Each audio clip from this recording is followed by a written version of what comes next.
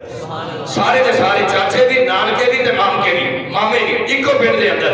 تو وہ کہتے رہتے ہیں جی حافظ صاحب آپ جو ہے نا وہ ابو جی تے جڑا نا مطلب اتنے نماز دے بھی پابند نہ، اتنی شریعت دے بھی پابند نہ، داڑھی میں خود رکھوائی ہے. پہلے داڑھی نہیں تھی، میں نے خود داڑھی شریفی رکھوائی. تو مطلب وہ دین کو اتنا نہیں جانتے، زد بازی کر کے میں دین کی طرف آیا. گھر والوں نے شوق نہیں تھا، وہ کہتے تھے سکول پڑھو.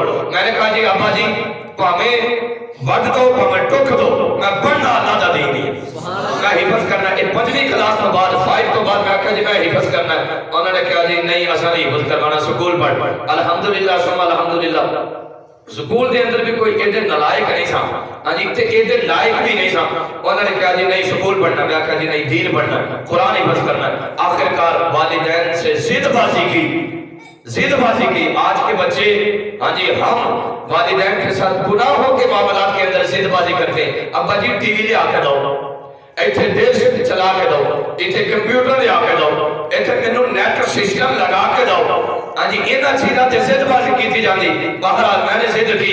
والد صاحب نے سائیکل کے پیچھے بٹھایا تو میں مدرسے چھڈ کے آیا. مدرسے چھڈ کے آن تو بعد جو مدرسے جو باہر نکلتے میں چانگرا مار کے رویا کہ اتنے جیل خانے سے کتنے میں ڈاکے. لیکن الحمدللہ 1.5 سال کے اندر میں نے قرآن حفظ کیا. 1.5 سال کے اندر قرآن پاک مکمل کر کے اس کے بعد پھر شیخو پورہ میں 7 سال وہاں پڑھا، پھر لاہور میں، پھر آگے فیصل آباد میں.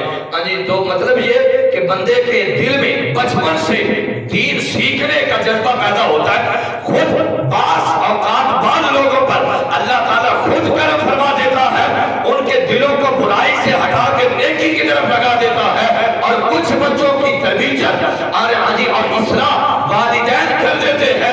والدین جس طرح اپنے بچوں کو لگا دیتے ہیں اسی رستے پر بچے چلنا شروع کرتے ہیں. یا اللہ کا فضل ہو جاتا ہے یا والدین کی تربیت ہو جاتی ہے. ان دونوں چیزوں کی وجہ سے پھر انسان جو ہے نا وہ مسلم بن جاتا ہے اور ریفارمر، اور جو ہے نا وہ اصلاح کرنے کے خود اپنی بھی اصلاح کرتا ہے اور پھر حضور علیہ السلام کی امت کی اصلاح کا بھی بیڑا اٹھاتا ہے. فرمایا انبیاء کی سنت ہے، نبیوں کا طریقہ ہے والدین کے ساتھ نیکی سے پیش آنا، حسن سلوک سے پیش آنا.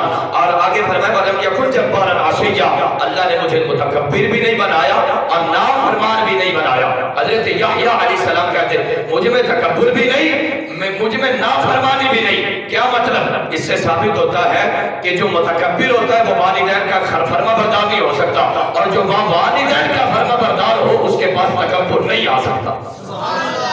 جو والدین کا فرما بردار بن جائے اس کے پاس تکبر نہیں آتا، اور جو جس کے پاس تکبر آئے وہ والدین کا فرما بردار نہیں ہوتا. یہ دونوں چیزیں آپس میں اپوزٹ ہے، مد مقابل ضدیں ہیں. جہاں تکبر ہوگا وہاں والدین کی خدمت نہیں ہوگی، اور جہاں والدین کی خدمت ہوگی جس اولاد جس نسل جن بچوں کے اندر وہاں پر تکبر نہیں ہوگا.